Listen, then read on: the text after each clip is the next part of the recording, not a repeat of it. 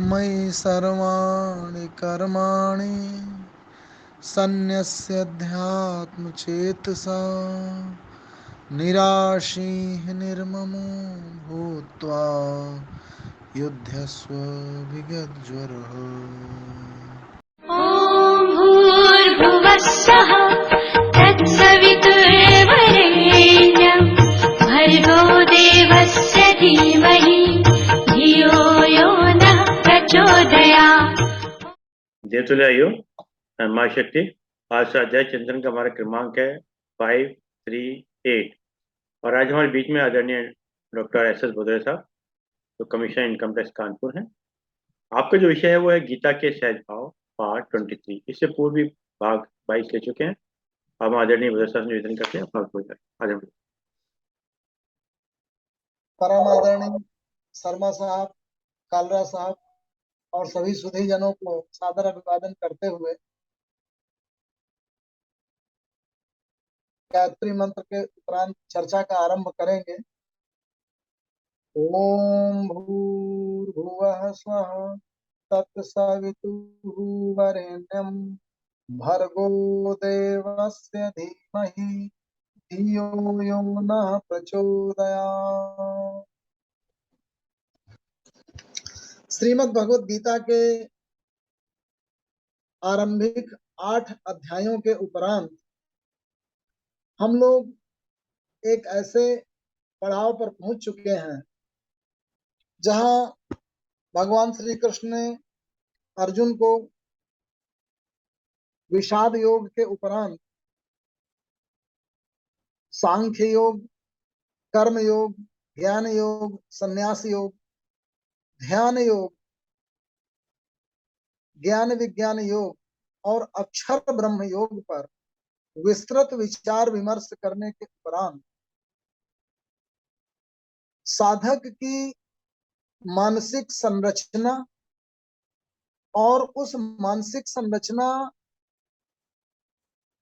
में किस तरह से वो व्यवहार करे जिससे उसके अस्तित्व की परम सार्थकता सुनिश्चित हो सके, उसको ध्यान में रखते हुए अर्जुन के मन में जो विषाद उत्पन्न हुआ है उसे दूर कर हर्ष का संचार करने की कोशिश कर रहे हैं। वस्तुतः धृति को 3 तरीके की कहा गया है। धृत्या यया धारयते मनः प्राणेन्द्रिय क्रिया योगेन अव्यभिचारिण्या धृति सा पार्थ सात्विकी। यया धर्म कामार्थान धृत्या धारयते अर्जुन प्रसंगेन फलाकांक्षी धृति सा पार्थ राजसी। यया स्वप्नम भयम शोकम विषादम मदमेव च न विमुंचति दुर्मेधा धृति सा पार्थ तामसी। अब धृति क्या है? जब धर्म की चर्चा होती है, वस्तुतः गीता एक धर्म शास्त्र है और जिसे धारण किया जाए वही धर्म होता है। तो इसलिए हमें धृति को जानना सबसे ज्यादा आवश्यक। वस्तुतः हमारे मानस पटल पर संस्कार आदतों के पुनः पुनः व्यवहृत होने से विनिर्मित होते हैं और वो संस्कार जो है वो हमारे व्यक्तित्व का सृजन करते हैं। तो आदतें, संस्कार और व्यक्तित्व के जो निर्माण की प्रक्रिया के उपरांत जो हमारी प्रकृति उभर कर आती है वो हमारी धृति का निर्धारण करती है और वही हमारा गुणधर्म हो जाता है। तो हमें ये जानना जरूरी है कि वो धृति किन किन चीजों से प्रभावित होती है। अगर आपकी धृति अर्थात जो आदतें हैं, जो आपकी प्रवृत्तियां हैं, जो स्वभाव है, वो बार बार, एक बार दो बार नहीं, एक बार दो बार 15 दिन तक या अल्पकाल में कुछ महीनों वर्षों तक कुछ विशेष तरह के प्रभावों से अनुप्रेरित होकर के, कुछ विशेष तत्वों से प्रभावित और अनुप्रेरित होकर के आप कुछ चरित्र या व्यवहार प्रदर्शित कर सकते हैं। लेकिन जो आपकी मौलिक प्रवृत्ति है, जिसको कहते हैं रंगा सियार खुल करके आ गया, he has started trying to show his true colors, तो वो ट्रू कलर्स क्या है? वो ट्रू कलर यही धृति। वस्तुतः जो आपकी मौलिक प्रवृत्ति है वो आपकी धृति के द्वारा निर्धारित होती है, और आपकी धृति अगर स्वप्न से यया स्वप्नम भयम शोकम विषादम मदमेव च, अगर आप स्वप्नमयी हैं, लगातार कल्पना जगत में रहते हैं, अगर आप भयग्रस्त रहते हैं, यया स्वप्नम भयम शोकम, या आप शोकग्रस्त रहते हैं, विषादम मद में या विषाद से युक्त रहते हैं, या मद से युक्त रहते हैं, अनाभिमुंचित, इनसे आप मुंचित नहीं होते, मोक्ष इनसे नहीं प्राप्त कर पाते, इनसे छुटकारा आपको नहीं मिल पाता। न विमुंचति दुर्मेधा, अगर आपकी मेधा जो है वो इनसे मुक्त नहीं हो पाती तो आपकी जो धृति है वो तामसी है। तो स्वप्नमयी आप कब होते हैं? जब आप रियलिटी से बहुत दूर होते हैं। रियलिटी से दूर आप कैसे होंगे? जब आप वास्तविक स्थितियों की बजाय कल्पनामयी स्थितियों में जीते हैं, आप वास्तविकता से कटे रहते हैं, दूर रहते हैं। तमाम विचार आपको अनुप्रेरित करते रहते हैं, हिलाते रहते हैं, आप कल्पनाओं में उड़ते रहते हैं, सोचते कुछ और है, होता कुछ और है। तो यया स्वप्नम भयम, भयमयी, आप देखेंगे कि जो भयमयी व्यक्ति है उसकी प्रतिक्रिया बड़ी ही गंभीर रहती है। जैसे आज के युग में एक काल्पनिक भय उत्पन्न किया जा रहा है कि फला कम्युनिटी आपके अस्तित्व को खतरे में डाल रही है, या आपको बचपन से ही एक भयग्रस्त हो जाए कि आप बहुत कमजोर हैं, या भविष्य के लिए आप इतने भयग्रस्त हो जाएं कि आपके भविष्य का क्या होगा अगर आप अभी से बहुत ज्यादा धन एकत्रित नहीं कर पाए, या आप खास किस्म के कोई पद नहीं प्राप्त कर पाए। तो इस तरीके का जो भय है, जो कल्पना जनित है, जो वास्तविकता से कटा हुआ है, तो यया स्वप्नम भयम शोकम। अब शोक के कई कारण हो सकते हैं। अर्जुन को भी एक महाशोक हुआ जब अभिमन्यु की मृत्यु हुई, तो उसके उपरांत विकट शोक आ गया उसे। उसने बोला मैं किसके लिए लड़ रहा हूं और क्यों लड़ रहा हूं? तो भगवान श्री कृष्ण ने उसके शोक को दूर किया। किसी को पिता के न रहने पर, किसी को पत्नी के न रहने पर, किसी को बहुत बड़ी विफलता आ जाने पर एक ऐसा शोक, एक ऐसा विषाद घर कर लेता है जिससे उसे लगता है कि अगर पर्टिकुलर स्थिति में वो नहीं पहुंचा, अगर विशेष तरह से उसने कोई चीज नहीं प्राप्त की, तो वो उसका जीवन ही व्यर्थ है। अगर इस तरह की ग्रंथि आपके मनोजगत पर बन गई है तो निश्चित रूप से आप उसकी प्रतिक्रियामयी होकर के अपना हर एक निर्णय करेंगे। आपके निर्णय निरपेक्ष, ऑब्जेक्टिव नहीं होंगे और आपका जीवन निश्चित रूप से बायस्ड हो जाएगा। तो यया स्वप्नम भयम शोकम विषादम, अब अर्जुन को महाविषाद उत्पन्न हुआ है। विषाद ये कि मैं अपने लोगों को मारने जा रहा हूं, न्याय, कर्तव्य, आवश्यकता, ड्यूटी, कर्तव्य पथ, वो सब भूल चुका है वो। तो उसे बस एक ही चीज दिखाई दे रही, विषाद उसके मन में कूट कूट कर भर गया है। अब मदमयी, कुछ लोगों को सत्ता का मद है,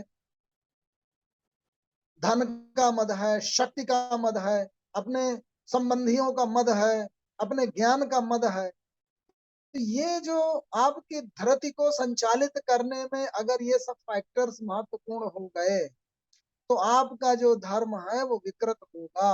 आपके गुणधर्म बायस्ड होंगे, वो ऑब्जेक्टिव नहीं होंगे, वो वास्तविकता से कटे हुए होंगे। इसलिए अपनी धरती पर काम करने की आवश्यकता है। अब राजसी क्या है? यया धर्म कामार्थान धृत्या धारयते अर्जुन प्रसंगेन फलाकांक्षी धृति सा पार्थ राजसी। जो काम का अर्थी है, यया धर्म कामार्थान धृत्या धारयते अर्जुन प्रसंगेन फलाकांक्षी, प्रसक्त है, आसक्त है और फल का आकांक्षी है। ऐसा व्यक्ति जिसने शुरू से ही मन में फल प्राप्त करने की इच्छा को रख करके आगे बढ़ने का निर्णय लिया है, वो देखिए उसकी दृष्टि कहाँ है, दूर है, उसके स्रोत से दूर है। ध्यान दीजिएगा, तामसी वाले में उसके स्रोत में, लेकिन उसका स्रोत ही विकृत था। स्रोत मतलब उसका मानसिक जगत, उसका संचालक, जिससे उसकी गतिविधियां निर्धारित होती हैं। और आपके मानस से ही आपकी गतिविधियां, आपका निर्णय और आपका पथ निर्धारण होता है। तो तामसी में उसका जो स्रोत है वही विकृत है, अर्थात मेजरमेंट का जो पैमाना है, जो पटरी है वही टेढ़ी है। जब स्केल ही टेढ़ा है तो सीधा मेजर कैसे करेगा? लेकिन यहाँ स्केल तो सीधा हो सकता है, उसे ज्ञान तो हो सकता है, लेकिन उसके निर्णय बायस्ड, वो आसक्त है फल से। प्रसंगेन फलाकांक्षी, प्रसंगमयी है, फल का आकांक्षी है। तो जहां फल नहीं मिला तहां दुखी हो जाएगा, विषादमयी हो जाएगा। आपने अपने मन में एक धारणा बना ली कि आपको इतने मार्क्स मिलने चाहिए, इतनी फीस मिलनी चाहिए, ये लड़की मिलनी चाहिए शादी के लिए या प्रेम संबंध के लिए, या इतने धन की प्राप्ति होनी चाहिए, या इस पद की प्राप्ति होनी चाहिए, और नहीं हुई तो आप विकृत हो गए, आपके निर्णय बायस्ड हो गए, तो वो राजसी हो गया। तो सात्विक धरती क्या है और कैसे उत्पन्न होती है, और सात्विक धराता को क्या ध्यान में रखना चाहिए? धृत्या यया धारयते मनः प्राणेन्द्रिय क्रिया योगेन अव्यभिचारिण्या धृति सा पार्थ सात्विकी। आपको दिमाग में जिन तत्वों को हमेशा रखना है वो क्या है? मन, प्राण, इंद्रिय, क्रिया। अपने मन की गति का लगातार, उसकी क्रियाओं का लगातार अवलोकन करिए कि वो क्या कर रहा है। अपने प्राण को देखिए कि वो सम है कि विषम है। जब आप आवेशित होंगे तो प्राण भी विषम हो जाएगा, और उल्टा भी है, प्राण को सम रखेंगे तो आपका आवेश भी कंट्रोल में रहेगा, आपका मानस भी आपके कंट्रोल में रहेगा। तो प्राण को सम रखना बहुत जरूरी है। जिस तरह से आपकी आवेश, आपकी प्रतिक्रियाएं, आपका क्रोध, आपका उत्तेजित होना, वो सब आपके श्वास को प्रभावित करता है, आपके प्राण को प्रभावित करता है, वैसे ही आपका प्राण आपके मानस जगत को प्रभावित करता है, निर्धारित करता है। तो आपको अपने प्राण को सम रखना है, मन की गति को नियंत्रित रखना है, क्योंकि मन एक ऐसे रथ की तरह से है जिसको इंद्रियों के घोड़े चला रहे हैं, और अगर हर घोड़ा अपनी दिशा में ले जाएगा तो आपका रथ कहीं नहीं पहुंचेगा और कहीं से नहीं चलेगा, कभी इधर कभी उधर। पतवार विहीन नौका की तरह से, जैसे समुद्र में इधर से आंधी आई तो इधर चला गया, उधर की आंधी आई तो उधर चला, लोभ आया तो ये हो गया, क्रोध आया तो ये हो गया, कहाँ क्या बात कहनी है, कहाँ कौन सी बात नहीं कहनी है, कहाँ क्या विचार करना है, क्या आकांक्षा रखनी है। अगम्य गमन करेगा, भक्ष भक्षण करेगा, वाच्य वदन करेगा, ऐसा व्यक्ति पतवार विहीन नौका की तरह। तो धृत्या यया धारयते मनः प्राण इंद्रिय क्रिया, मन, प्राण और इंद्रिय की क्रियाओं पे फोकस रखना है।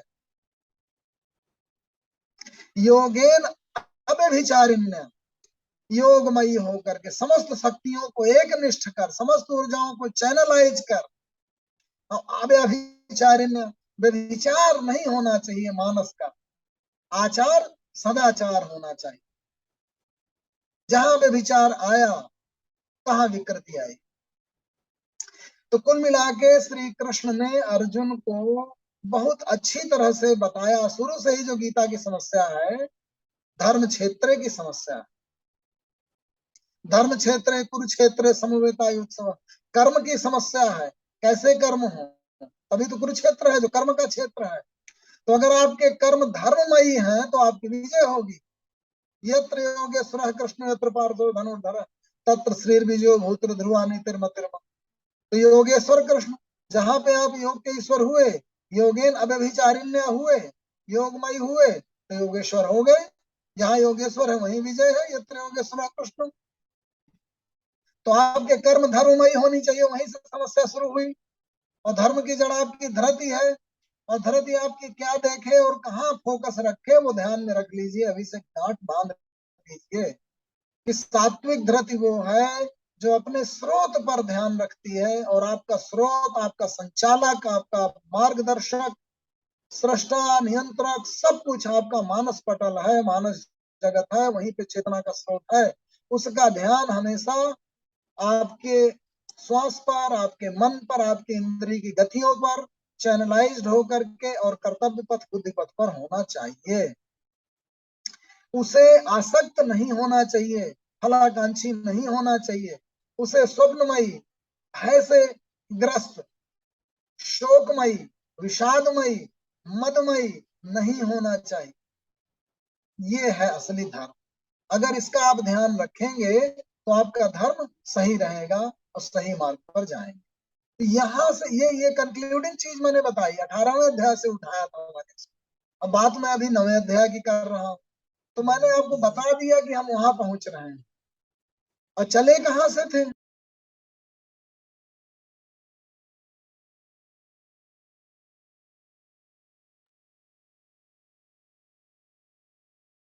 कल को कैसा होना चाहिए, तो शुरुआत वहां की भी कैसे हुई थी? सुख दुखे समय कृत्वा लाभा लाभौ जया जयौ ततो युद्धाय युज्यस्व नैवं पापम अवाप। आपकी आत्मा का विश्लेषण करने के उपरांत श्री कृष्ण जो है वो सबसे मुख्य बात शुरू में कह जाते हैं। उसके बाद तरह तरह से बाहरी विधाओं से समझाने की कोशिश करते हैं कि स्वधर्म अपिचावेक्ष न विमुख, अपने धर्म को देख करके भी अर्जुन तुमको विमुख नहीं होना चाहिए, मोहमय नहीं होना चाहिए, क्योंकि एक योद्धा के लिए खुले हुए युद्ध द्वार से बेहतर कुछ नहीं हो सकता। तो आपका धर्म क्या है, आपका कर्तव्य क्या है, ये उन्होंने विवेचन कर दिया था। और फिर कर्तव्य पथ में चलते वक्त आपके मानस को जय पराजय, सुख दुख, लाभ और हानि, इस सबसे बचे रह करके कर्तव्य में पथ में चलते रहना, ये बात बता दी। और फिर उसके बाद आए थे वो कि स्थित प्रज्ञ क्या हो। तो जो स्थित प्रज्ञ की अवस्था है वो वास्तव में सात्विकी धृत्य में उपस्थित हुए व्यक्ति की अवस्था। दूसरे अध्याय में ये विवेचन करने के उपरांत कर्म का विवेचन हुआ, कर्म क्या है और कर्म क्यों करना चाहिए। लेकिन कर्मों के द्वारा जो उत्पन्न होने वाले विविध प्रकार के बंधन हैं, उनसे मुक्ति के लिए ज्ञान का होना भी आवश्यक, वो ज्ञान योग में बात आ जाती। लेकिन आपको निरासक्त रह करके फिर कर्तव्यमयी होना है, वो संन्यास, कर्म संन्यास योग 5वें। लेकिन मानस को स्थिर करके ध्यान योगमयी अवस्था में रहना है 6वें अध्याय में है। और 7वें और 8वें अध्याय में हम लोग पिछले 3-4 चर्चाओं में हम लोगों ने अक्षर ब्रह्म योग और ज्ञान विज्ञान योग का पूरा एक विस्तृत विवेचन। तो भगवान श्री कृष्ण कहते हैं इदम तुते गुहितमं प्रवक्ष्यामि अनुसीवे ज्ञान विज्ञान सहितम यज्ञात्वा मोक्ष से अष्ट। 9वें अध्याय का आरंभिक श्लोक, ऐ अर्जुन मैं तुम्हें ऐसा गुह्य, परम गुह्य बात बताने जा रहा हूं जो ज्ञान और विज्ञान के सहित है। विज्ञान जिसे प्रैक्टिकल में लाया जाए, और ज्ञान जो जानकारी हो, सामान्य जानकारी हो, और वो व्यवहार में भी लाई जाने योग्य हो, जिससे तुम अशुभ से मुक्त हो जाओ। तो अशुभ की ओर ले जाने वाली वृत्तियां कौन है? यही है। जब आपकी धृत विकृत होती है तो आपका मार्ग अशुभ हो जाता है। उससे बचने के लिए वो आरंभ करते हैं। ये ऐसा गुह्य योग है जिसे जान लेने के उपरांत अशुभ मार्ग से तुम मुक्त हो जाओ। राज विद्या राज गुह्यम पवित्रम इदम उत्तमम, ये बहुत ही श्रेष्ठ विद्या है और श्रेष्ठ गुह्यता भी है। इसलिए कि ये विद्याएं ऐसे व्यक्तियों के हाथ में न पड़ जाएं जो कि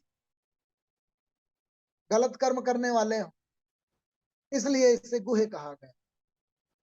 लेकिन सबसे विलक्षण बात यह है कि जिस जो भी व्यक्ति इस गंगा में स्नान करता है उसके पाप दूर हो जाते,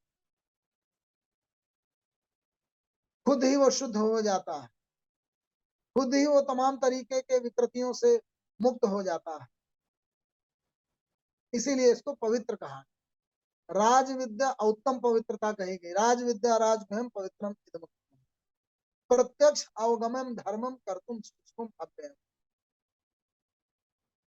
ऐसा धर्म है जिसका अनुसरण करने से, और बहुत आसानी से इसका अनुसरण किया जा सकता है, मुक्ति की प्राप्ति हुई।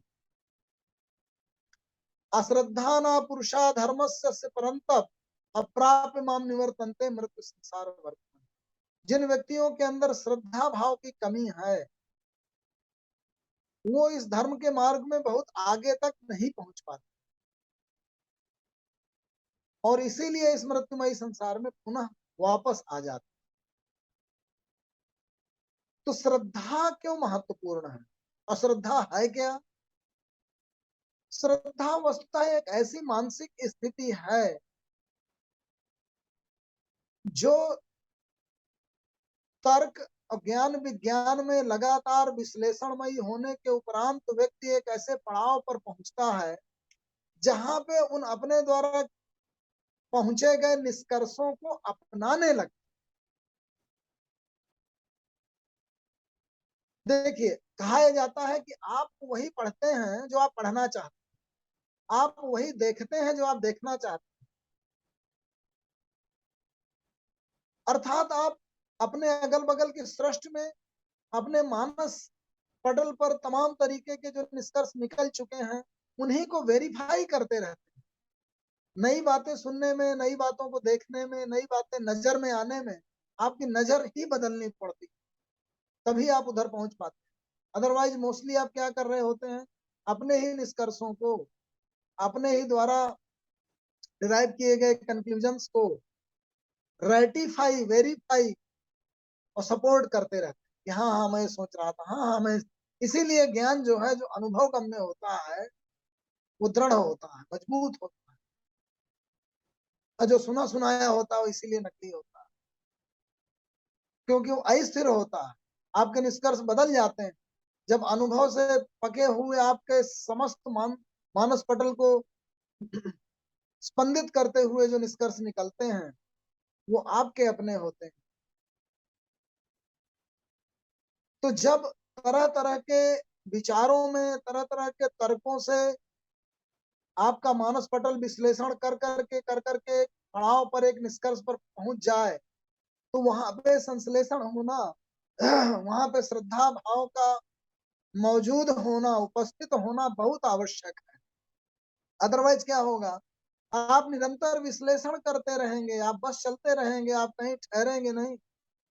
जबकि संगीत में ठहराव भी जरूरी है और चलना भी जरूरी है, यात्रा भी जरूरी है और रुकना भी जरूरी है, दिन भी जरूरी है और रात भी जरूरी है। तो विश्लेषण के उपरांत कहीं ना कहीं संश्लेषण होना जरूरी है। इसीलिए अतिशय बुद्धिवादी व्यक्ति जो है वो श्रद्धा नहीं उत्पन्न कर पाते, उनका व्यक्तित्व एकांगी हो जाता है, स्ट्रीम हो जाता है, बायस्ड हो जाता है। इसीलिए श्रद्धा का मौजूद होना बहुत आवश्यक। श्रद्धा संश्लेषण करती है, श्रद्धा आप में ठहराव लाती है, श्रद्धा आपको एक जगह रोकती है। श्रद्धा ऐसा जरूरी नहीं है कि अंध श्रद्धा हो, आप जाग करके भी अपने निष्कर्षों पर पहुंच सकते हैं और जहां पहुंचे उसमें श्रद्धा हो सकती है। ज्यादातर कहने की कोशिश ये की जाती है कि जो श्रद्धा है, जो भक्ति है वो अंधी होती है, वो दूसरे को अपनाती है अंधे होकर के। ऐसा नहीं है, यहाँ जागृत श्रद्धा की बात हो रही है। गीता जागरण का ग्रंथ है, वो जगाता है। और अर्जुन तो लड़ता है अपने गुरु से, बार बार लड़ता है, बार बार लड़ता है, और तब जिस निष्कर्ष पर पहुंचा तो उसके उपरांत विश्लेषण के लिए विश्लेषण नहीं करता, तर्क के लिए तर्क नहीं करता, उसके उपरांत वो संश्लिष्ट होता है, कहता है नष्टो मोह स्मृति लब्ध्वा तत्प्रसादात् स्थितो अस्मि गत संदेह करिष्ये वचनम। नष्टो मोह, मोह क्या है, डिल्यूजन क्या है? जब आप भ्रमित होते रहें, जब आप स्थिर ना हो, जब आपको कुछ और दिखाई दे जो नहीं दिखना चाहिए, डिल्यूजनल, इल्यूजनल करेक्टर जब आप हो जाए, या ज्ञान के प्रकाश के स्रोत में पर्दा पड़ जाए और आपको दूसरी चीज दिखाई देने लगे तो आप मोहमयी हो गए। जब आप सत्य से दूर हो गए तो आप मोहमयी हो गए। ये है मोह। तो नष्टो मोह। तो जब अंधकार दूर हो जाएगा तो प्रकाश ही प्रकाश हो जाएगा। मन का भ्रमण विचलन बंद हो जाएगा। आप ठहराव पा जाएंगे, श्रद्धा की स्थिति पहुंच जाएंगे। नष्टो मोह स्मृति ही लब्ध हुआ। बड़ी विचित्र बात है। वो मोह आपकी स्मृति से प्राप्त हुआ, अर्थात आपकी स्मृति ही भूली हुई थी, खोई हुई थी कि आप क्या हैं और कौन है और कैसे और कहाँ जा रहे हैं और आपके मूल्य क्या है। व्यक्ति वस्तुतः आपका अगर मेमोरी पटल को इरेज कर दिया जाए तो आप वेजिटेबल हो जाएंगे।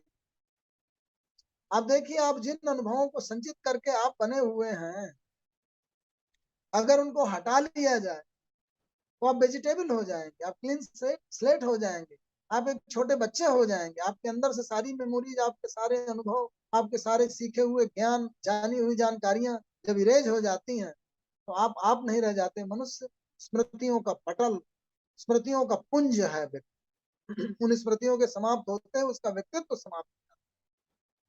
अपनी प्रियरिटीज में, अपने गैदरिंग में, अपने अकुमुलेशन में आपके विविध सीखी हुई जानकारियां, आपके जिए हुए अनुभव वही आपका विनिर्माण करते हैं, आपके चरित्र की सृष्टि करते हैं। इसलिए व्यक्ति को व्यक्ति बनाए रखने के लिए जो सबसे प्राइमरी चीज होती है उसकी स्मृति होती है। अपनी स्मृतियों के बिना व्यक्ति वो वैसा नहीं रह जाता, वो नहीं रह जाता, वो कुछ और हो जाता है। ऊपर से दिखेगा एक मनुष्य के आकार का, लेकिन वो व्यक्ति नहीं रह जाएगा जो वो था। तो स्मृति पुंज है आप, यही आपकी सबसे बड़ी आइडेंटिटी है। ये है आइडेंटिटी, ये आत्म संभवा है, यही आपकी गुरु है, यही आप प्राप्त करना चाहते हैं, यही आप पहुंचना चाहते हैं अपनी आइडियल स्टेट तक। आपका आत्म जहां तक पहुंच सकता है, जो आपकी आइडियल स्टेट है, वो उन स्मृतियों से अकुमुलेट हो करके बनती है। इसलिए स्मृति महत्व, वही आपकी ऊर्जा का, आपकी चेतना का पुंज है। तो नष्टो मोह, मोह का नष्ट हो जाना, इल्यूजन्स का समाप्त हो जाना, अंदर के प्रकाश पुंज का प्रज्वलित हो जाना, स्मृति लब्धवा तो प्रसादात अच्युत। अब अच्युत क्या है, अच्युत स्थिति क्या है, वहीं तक वो पहुंचना चाहता है। उसी का जब प्रसाद आप तक आता है वही आपका उत्थान करता है, वही आपको उठा के अपने तक पहुंचाना चाहता है। एक आदर्श आत्म संभवा जहां तक आप पहुंच सकते हैं वो अच्युत स्थिति है, जो गिरी नहीं है, अच्युत है। जहां ऊपर थी वहीं खड़ी है, वही आइडियल स्टेट है, वही कृष्ण की स्टेट है, वही कृष्ण अवस्था है, कृष्णात्मा है, कृष्ण चेतना है, कृष्णा कॉन्सियसनेस। और आपकी जो जीव की चेतना है, जो मन की चेतना है, जो अर्जुनमयी चेतना है, वो लगातार उत्थानमयी हो रही है, लगातार उठ रही है, ऊपर हो रही है। तो क्या है, हमारे शास्त्रों में इसीलिए कहा गया ईश्वर का अवतरण होना, अर्थात जो ब्रह्मांडमयी परम स्थिति है वो थोड़ा नीचे उतर के आती है, अवतरित होती है। एक विशेष डायमेंशन विभूति योग में कृष्ण ने आपको अपने को सबसे आइडेंटिफाई किया। अश्वत्थ सर्वक्षाणाम देवर्षिणाम च नारद आयुधा नाम हम वज्रम धेनु नाम कामधोक अनंतश्चास्मि नागा नाम वरुणो याद साम हम वृष्णि नाम वासुदेव से पांडवा नाम धनंजय। दुनिया की जितनी विभूतियां हैं उनसे अपने आप को एसोसिएटेड बताया। वो अवतरण क्या हुआ, एक डायमेंशन, एक एंगल, मनुष्य का एक स्वरूप, एक कृष्णमयी चेतना आ जाती है, अपने आप को रिड्यूस करती है, अवतरित होती है, नीचे आती है, एक डायमेंशन ले लेती है कुछ समय के लिए, कुछ विशेष पर्पज। तो अर्जुन को तो धीरे धीरे ऊपर उठना है, और कृष्ण अच्युत है, वहीं पे है, वही आइडियल स्टेट है। तो नष्टो मोह स्मृति लब्धवा त्वत् प्रसादात मया अच्युत। मैं अच्युत स्टेट में पहुंच गया, मैं कृष्णमयी हो गया। अर्जुन का कृष्ण में मिल जाना ही तो परम साध्य है। और वो तब होगा जब आपके मोह खत्म हो जाएंगे, जब आप अपनी आंतरिक चेतना को प्राप्त कर लेंगे और जो प्रकाश पुंज है वहां तक पहुंचे। नष्टो मोह स्मृति लब्धवा त्वत् प्रसादात मया अच्युत। स्थितो अस्मि, तब आप स्थित हो जाएंगे। कहाँ स्थित हो जाएंगे, कृष्ण चेतना में स्थित हो जाएंगे, अच्युत चेतना में स्थित हो जाएंगे। अगत संदेह है, अपने आप संदेह मिट जाएंगे। कर इससे वचनम तो जो परम चेतना जो कह रही है, जो आपके अंदर की एकदम आंतरिक चेतना कह रही है, आपकी परम अवस्था जहां तक आप पहुंच सकते हैं, वो जो संभावना कह रही है वही आप करने लगे। तो वहां तक के लिए आपको श्रद्धामयी होना पड़ेगा। केवल विश्लेषण के पथ से चल करके आप केवल तर्कमयी बने रह करके और एक श्रद्धा और एक पड़ाव ना अपना करके आप श्रद्धामयी नहीं हो पाते और आपका व्यक्तित्व एकांगी हो जाता है। इसीलिए उन्होंने कहा अश्रद्धा न पुरुषा धर्मस्य अस्य परंतप अप्राप्य माम निवर्तन्ते। तो मुझे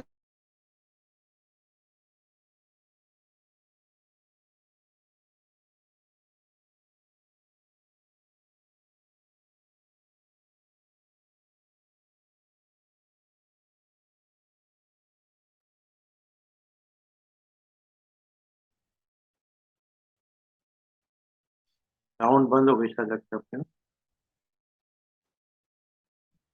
साउंड बंद हो गई, साउंड खोल लीजिए। अच्छा अच्छा जी जी वो तो नया साउंड बता दिया, वरना बंद रहता। फिर बंद हो गई क्या? आप दोबारा देखिए आवाज, साउंड। आप हाँ अब आ रही है। जी, आप आ गए। जी जी तो मया तदम मिदम सर्वम जगत व्यक्त मूर्तिना मत स्थान सर्वभूतानि न चाहम पेशो वस्तु। मैं ही सब जगह, वही कृष्णमय चेतना सब जगह, मया ततम इदम सर्वम जगत अव्यक्त मूर्तिना। अब मजे की बात है, वो कृष्ण तो व्यक्त है, वो कहते हैं मैं अव्यक्त हूँ, मैं अव्यक्त होकर सब जगह व्याप्त हूँ। ऐसा कैसे संभव? अवतार कैसे संभव? अवतरण कैसे संभव? अवतरण ऐसे ही संभव है कि जो सब जगह व्याप्त है, उसका जो आपके सामने विजिबल रूप है, वो डायमेंशन, वो आयाम, वो रूप जो आपको दिख रहा है, वो आपके लिए अवतरित हो सकता है। सांप को सांप के रूप में कोई दूसरी चीज वासुकी दिख रही हो, हाथी को हाथी के रूप में दिख रहा हो, आंसू को आंसू के रूप में कोई दिख रहा हो। वो जो परम चेतना उस जिसको जिस रूप में दिख रही है और जहां पे जो है उस अंश में वो उतना अवतरित। तो कृष्ण ने कहा देखो दुर्लभ बात यह है कि तुम्हारे सामने मेरा एक आयाम दिख रहा है, जैसे टिप ऑफ द आइसबर्ग। उस आइसबर्ग की बस टिप टिप दिख रही है, वो अंदर कितना है, कहाँ तक फैला हुआ है, समुद्र जहां तक आपकी दृष्टि जाती है उतनी दिख रहा है, उसके अलावा तो अपरंपार है, कहाँ कहाँ तक फैला है। तो अवतरण ये है, इस सेंस में है कि एक आप डायमेंशन देख पाते हैं। अवतरण आपकी लिमिटेशन बताता है कि आप उतना ही देख पाते हैं, ये है अवतरण। अवतरण ऐसा नहीं कि जो परम ब्रह्मांड में व्याप्त चेतना है वो रिड्यूस होकर के आ गई, वो वहीं की वहीं है, जैसी थी वहीं है।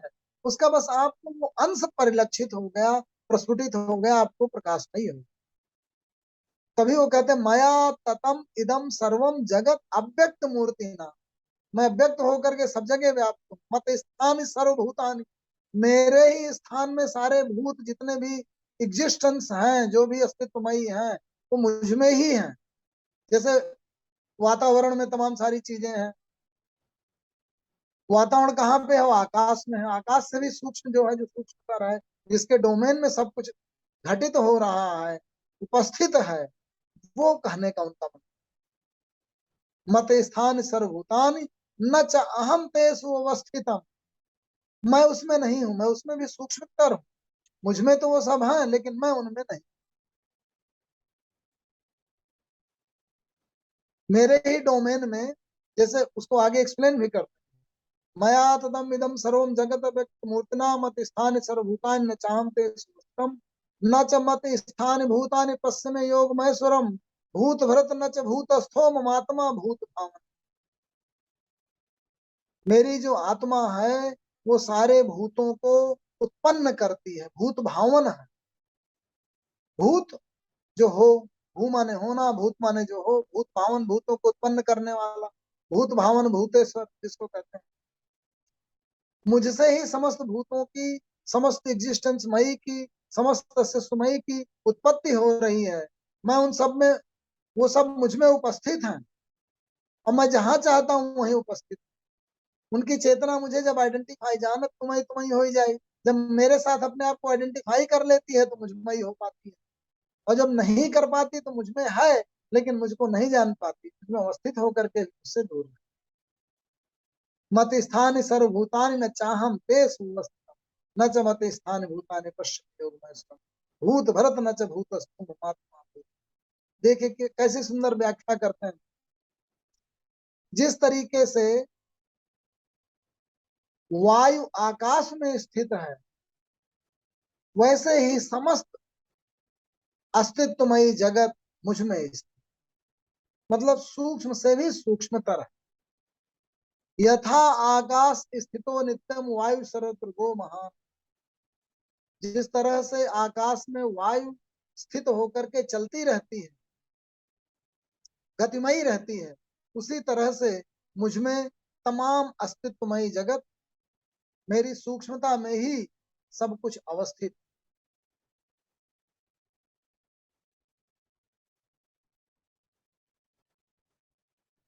मया अध्यक्षण प्रकृति सुइते सचराचरम। अब अक्षी में, सेंटर में मैं बैठा हुआ हूं और उसके इर्द गिर्द जैसे कुम्हार का चाक चीजों को घुमाता रहता है, वैसे ही मेरी धुरी में समस्त सृष्टि की चीजें घटित होकर के चलती रहती हैं, लेकिन मुझे नहीं जानता कैसे संभव हुआ। वस्तुतः जो भी परिवर्तनशील जगत है वो सब लगातार चलता हुआ दिखाई देता है, लेकिन इस चलती हुई गतिमयता के पीछे उसकी धुरी में, उसके अक्ष में कोई एक अक्ष है जो उसे स्थिर रखे हुए। नदी चलती हुई प्रतीत होती है, लेकिन उसके पीछे उसका, जहां पे वो नदी स्थित है, वो माध्यम रहता है। उसी तरह से समस्त जो जगत है, जो समस्त सृष्टि है, वो सब संचरित हो रही है, लेकिन उसकी धुरी में, उसके सेंटर में मैं बैठा रहा।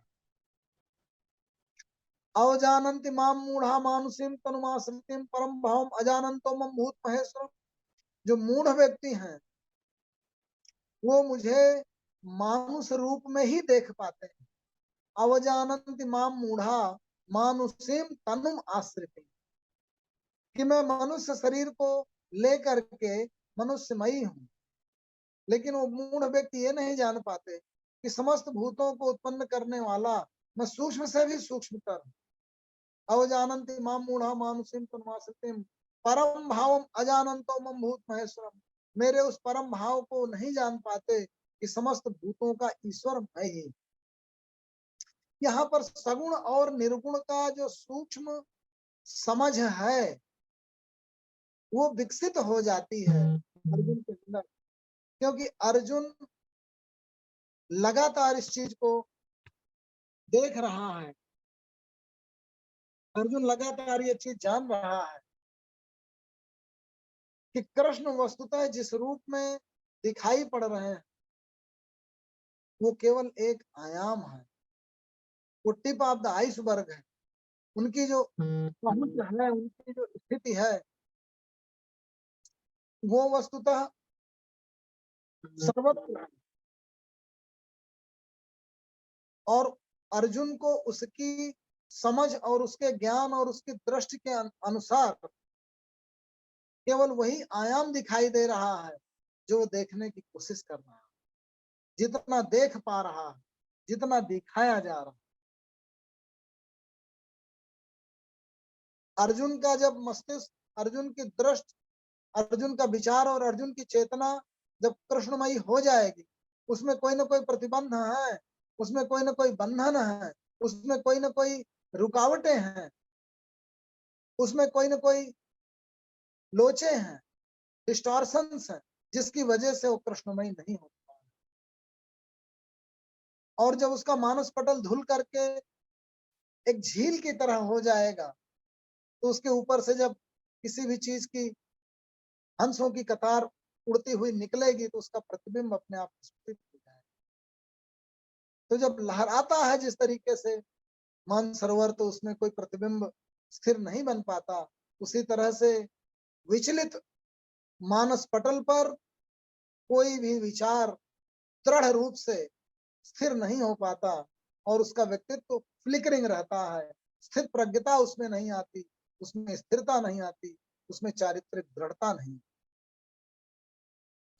तो ये सब जो घटनाएं हैं वो एक साथ घटित होती हैं। जब आप अच्युत हो जाते हैं तब आपका मानस स्थिर हो जाता है, आप पर प्रभाव नहीं पड़ते, एक ऐसे दिए कि लौ की तरह जलते रहते हैं जो प्रकाश बिखेरती है चारों तरफ, जिसके प्रकाश से समस्त परिवेश अवलोकित हो उठता है। वो एक झील की तरह स्थिर हो जाती है और वही उसके व्यवहार में वही स्थिरता, वही मधुरता, वही तारतम्यता, वही संगीत, वही झरना, वही प्रकाश पूर्ण। मोघासा मोघ कर्माणो मोघ ज्ञाना विचेत स राक्षसीम आसुरीम च प्रकृति। लेकिन जो व्यक्ति स्थिर नहीं है, जो अच्युत नहीं है, जो च्युत हो गए हैं अपनी परम आदर्श स्थिति से, उनकी आशा मोघमयी है, पापमयी है, मोघाशा। उनके कर्म मोघमयी है, मोघाशा मोघ कर्माणो। उनका ज्ञान मोघमयी है, मोघाशा मोघ कर्माणो मोघ ज्ञाना विचेत स।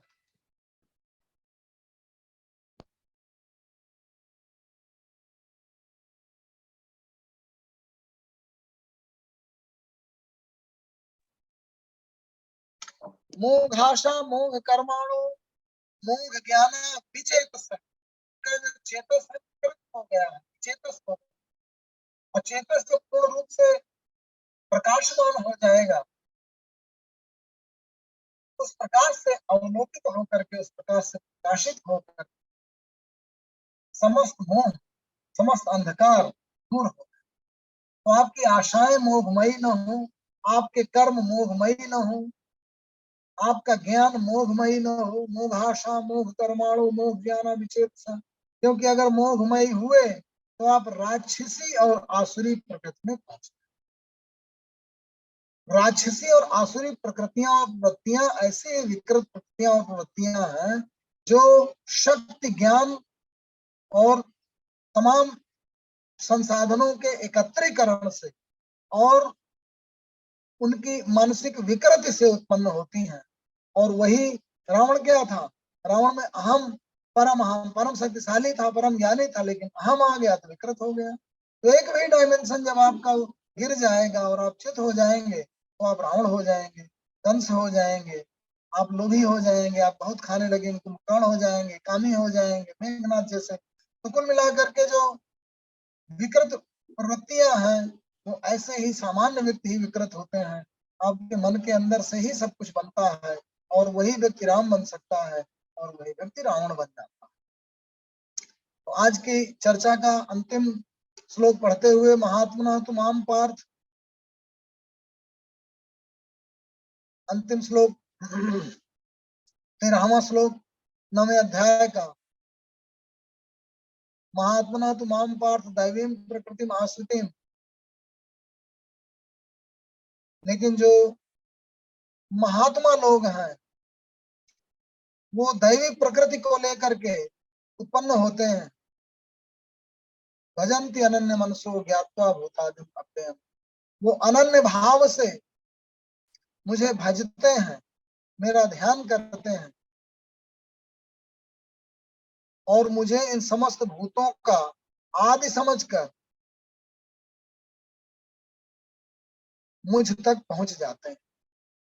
महात्मनः तु माम पार्थ दैवीं प्रकृतिम आश्रितिम भजन्ति अनन्य मनसो ज्ञात्वा भूतादिम अव्ययम्।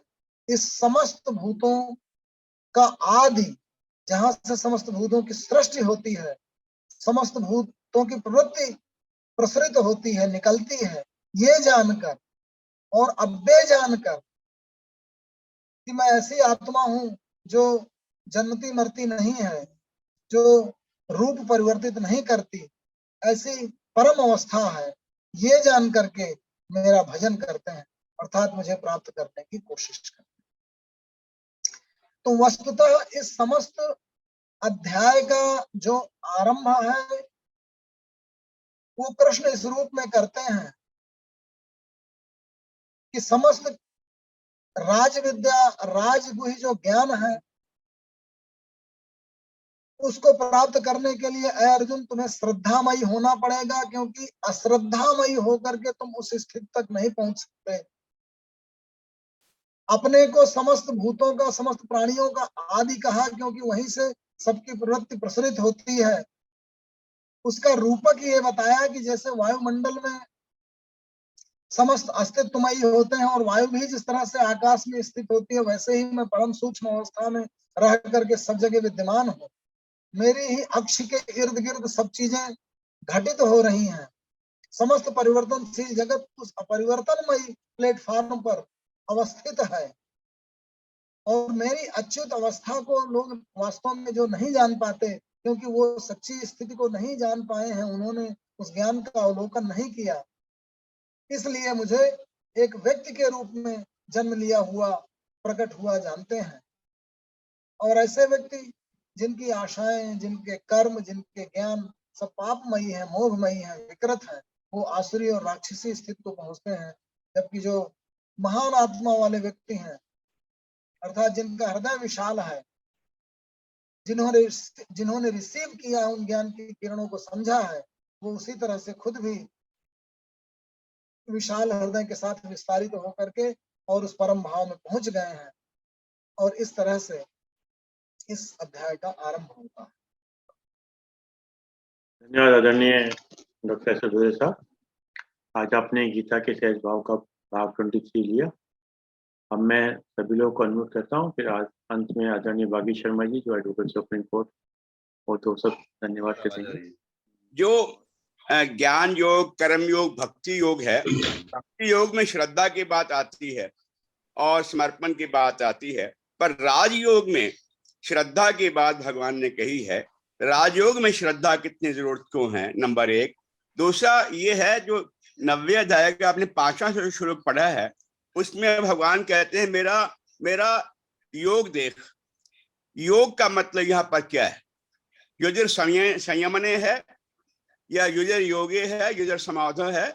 यहाँ योग का मतलब क्या है? 5वें श्लोक में जो भी आपने खत्म किया है, उससे पहले 13वें से पहले 2 प्रश्न हुए। नंबर एक, योग यहाँ जो लिखा है, इस योग का मतलब क्या है?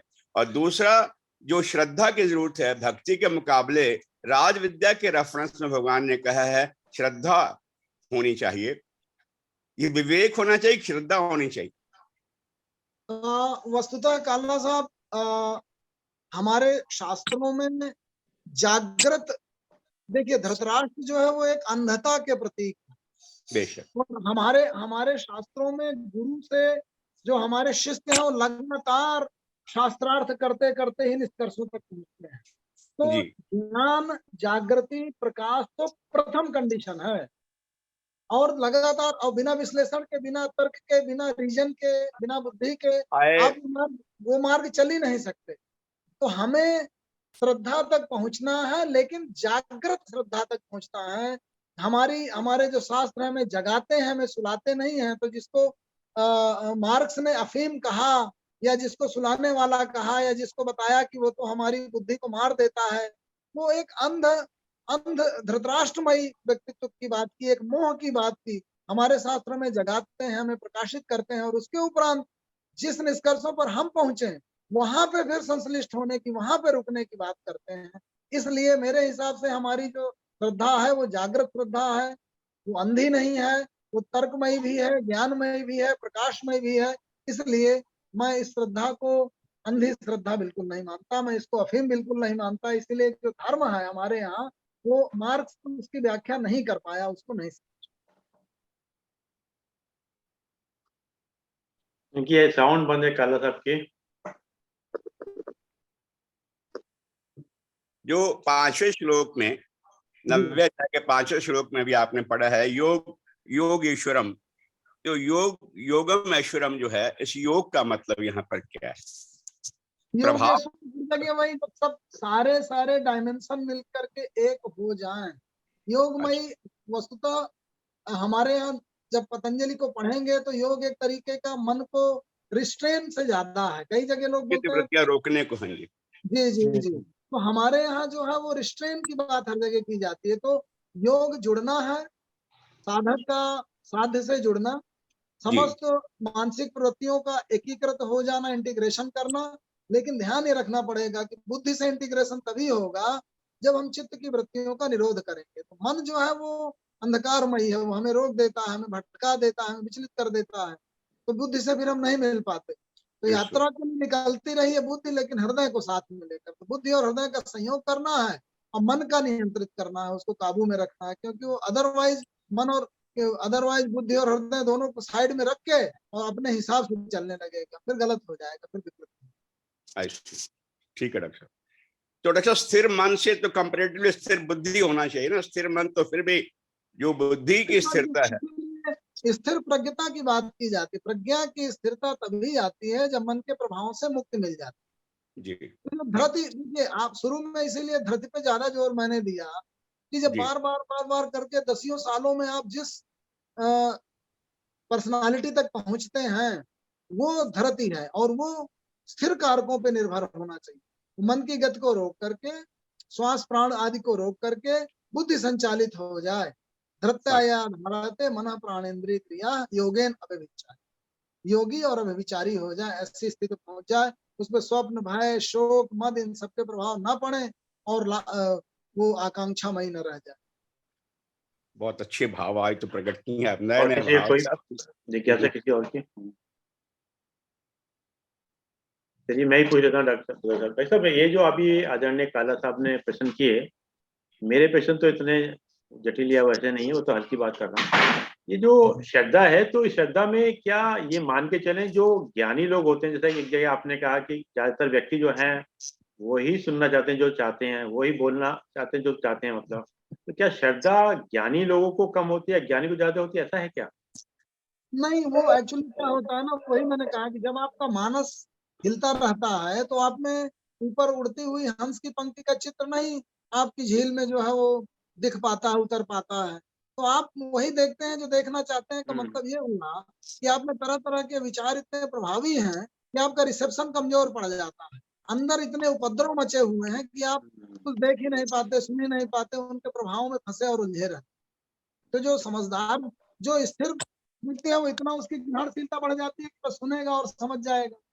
और जो स्थित प्रज्ञ नहीं है, वो दिन भर घंटे भर बैठा दीजिए, ध्यान कहीं और लगा है, तो वो बात ही नहीं रिसीव किया, उसने समझा, उससे मतलब उसका फोकस दूसरे। और एक सवाल और छोटा था, जो अभी आपने भय में कहा कि जीवन में जो भय मतलब जैसे कैसे समाप्त होगा, तो भय जैसे स्वामी विवेकानंद ने कहा था कि जीवन में 3 तरह के भय होते हैं, एक समाज का भय, एक शरीर का भय और एक परिवार का भय। मतलब हमेशा भय में रहता है आदमी। तो भय से यहाँ क्या तात्पर्य, यानी कि व्यक्ति को लापरवाह होना चाहिए या बेपरवाह होना चाहिए? तो दोनों सब बड़े यथार्थ में आपको जीना चाहिए। जब भय काल्पनिक होने लगे, ऐसी चीजों, जब आपको ज्ञान प्राप्त हो जाता है तो आप यथार्थ, भाई अब शेर के सामने जाएंगे तो शेर तो खाएगा ही, उस चीज का तो मन में भाव उठना ही चाहिए। तो यथार्थता को जब आप नकारते हैं और जब आप स्वप्नमयी होकर के, कल्पनामयी होकर के जीते हैं, वो भय आपका नकारात्मक होता है। अदरवाइज अगर आपको वास्तविकता जो है और उसके अनुरूप आपको सही संकल्पना है, तो वो तो होगी ही, वो तो वास्तविक है, वो तो उतना होनी चाहिए, उसी से आपका बचाव होगा, उसी से रक्षण होगा। तो हमें कहीं ना कहीं भय ना हो, इसके लिए ज्ञान को भी अर्जित करना चाहिए, क्योंकि कई बार डॉक्टर वकील भी डरा देते हैं। जी जी जी, ज्ञान के द्वारा ही भय से मुक्ति होती है, सच्ची मुक्ति भय से, दीर्घकालिक। चलिए, नैब साहब को कह रहे हैं। मैं ये जानना चाह रहा था, आपने कहा कि डॉक्टर और वकील डरा देते हैं, ज्ञान जरूर होना चाहिए। कहाँ कहाँ तक ज्ञान करेंगे? एलोपैथी का करेंगे, होम्योपैथी का करेंगे, आयुर्वेदिक का करेंगे, सीआरपीसी का करेंगे, सीबीसी का करेंगे, इनकम टैक्स का करेंगे, कितना ज्ञान अर्जित कर लेंगे सर? सिर्फ ये ज्ञान होना चाहिए कि हमारा कभी कुछ बुरा नहीं होने वाला, हम संसार में आए हैं, जैसे आए वैसे चले जाएंगे, ना कोई लेके आए ना कोई लेके जाएंगे, इसलिए किसी चीज का भय नहीं होना चाहिए। ज्ञान इस तरह का, इतना ज्ञान बहुत है सर, इसलिए डॉक्टर और वकीलों से ना डरे। जड़ यही है, जड़ यही। चलिए एक छोटा सा प्रश्न पूछ के फिर बाकी जी धन्यवाद देंगे। एक छोटा सा प्रश्न ये था कि जब आपने बताया कि एक जगह मन को देखे प्राण को, प्राण से मतलब यहाँ आपका श्वास से था क्या? यहाँ पे प्राण से मतलब था कि श्वास कम रखने पर तमाम मानसिक वृत्तियां नियंत्रित हो जाती। श्वास पे ध्यान रखें। जी ठीक है, आदरणीय बाकी। आज का जो उद्बोधन था भदौरिया साहब का बहुत ही सार गर्भित था। अध्याय 9 के उन्होंने, बल्कि जब उन्होंने कहा कि मैं अध्याय 9 का 13वां श्लोक ले रहा हूँ, अंतिम श्लोक, मैंने फौरन गीता उठाई और साथ साथ पढ़ता रहा कि कहाँ पर ये कंक्लूड कर रहे हैं, किस जगह पे कंक्लूड कर रहे हैं और कहाँ किस चीज को बता के खत्म समाप्त कर रहे हैं। और जैसे हमेशा होता है, जब ये भदौरिया साहब कोई भी उद्बोधन देते हैं, उसके बाद जब प्रश्न उत्तर होते हैं, उसमें उनके पूरे उस दिन के उद्बोधन का सार समझ में आ जाता है। जैसे आज काल्ला साहब ने शुरुआत की, योग के विषय में बात की, अरविंद जी ने श्रद्धा के विषय में बात की। मैं तो खुद आज का जो सार मुझे समझ में आया वो स्मृति शून्य स्मृति पुंज। आप कि अगर सारी पुरानी याददाश्तें खत्म हो जाए, आप बिल्कुल बालक हो जाएंगे। आप ऐसे बन के ईश्वर के सामने जाइए, स्मृति शून्य होके, फिर आप सिर्फ उसी का ध्यान करिए। आप अपने सारे भौतिक दैहिक जितने पाप हैं सबको समाप्त कर दीजिए, सिर्फ ईश्वर का स्मरण करिए। वहां आपको स्मृति शून्य होके पहुंचना है। आप स्मृति पुंज हैं अगर आज की तारीख में, ये आपके अपने कर्मों पे निर्भर करता है, कि आपकी संगत पे निर्भर करता है, आपके सत्संग पे निर्भर करता है, आपके पुराने जितने भी आप क्रियाकलाप पे निर्भर करते हैं कि आपकी स्मृति पुंज में है क्या, वो नकारात्मक है या सकारात्मक है। अगर आप में सब कुछ अच्छा शुरू से आए, भगवान के भरोसे रहे, भगवान का ध्यान करते रहे, आध्यात्मिक रहे, तो वो स्मृति पुंज आपको उस कृष्णा कॉन्शियस की तरफ ले जाने में काफी आगे सहायक होगा। ये चीजें उन्होंने एग्जैक्टली सीधे नहीं कही, लेकिन मुझे कहीं ना कहीं ये लगा कि उनका कहने का दिमाग में मेरे यही आ रहा था कि सीधे भगवान कह रहे हैं कि तुम मेरे पास आ जाओ, सब कुछ समाप्त, तुम्हारा जितना भौतिक चीजों से दूर होके मेरे में विलीन हो जाओ, मेरे को जानो। मेरे को यानी कि उन्होंने इस चीज को भी आज फिर क्लियर किया भदौरिया साहब, जैसे पिछली बार किया था। मेरा का मतलब मैं स्थूल रूप में दिख रहा हूँ वो नहीं, वो ईश्वर, उसको समझो, उस तक पहुंचो, उसमें अपने आप को विलीन करो। वही अंत है, वही आदि है, वही अनादि है, उसके आगे कुछ नहीं है। आपके आज के उद्बोधन के लिए भदौरिया साहब बहुत बहुत धन्यवाद। हमेशा की तरह हम आपके आगे के उद्बोधन का भी इंतजार करेंगे। धन्यवाद। धन्यवाद आदरणीय इंजीनियर साहब, धन्यवाद आदरणीय डॉक्टर एस एस भदौरिया साहब, आपने समय निकाल के समय दिया। और जैसे कि एक विचार के साथ और 3 बार ओम के साथ अपनी बात समाप्त करते हैं। आज का विचार, दिमाग ठंडा हो तो फैसले गलत नहीं होते, और भाषा मीठी हो तो अपने दूर नहीं होते। जीवन में जब भी उलझने बढ़ने लगे तो खुद को थोड़ा ढील दें। जीवन में जब भी उलझने बढ़ने लगे तो खुद को थोड़ा ढील दें, क्योंकि गांठ को खोलने का यही तरीका है, यही तरीका सबसे अच्छा होता है। सुंदर। आइए करते हैं।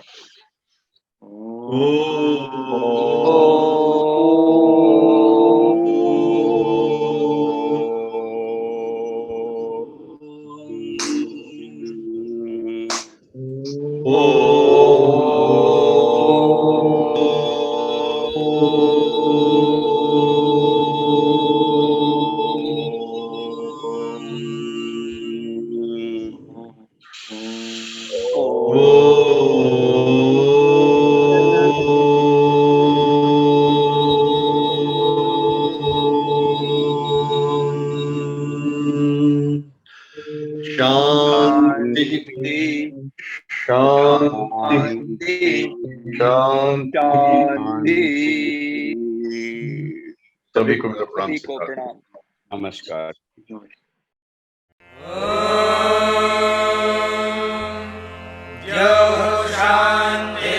शान्तिरन्तरिक्षं शान्तिः पृथिवी शान्तिरापः शान्तिरोषधयः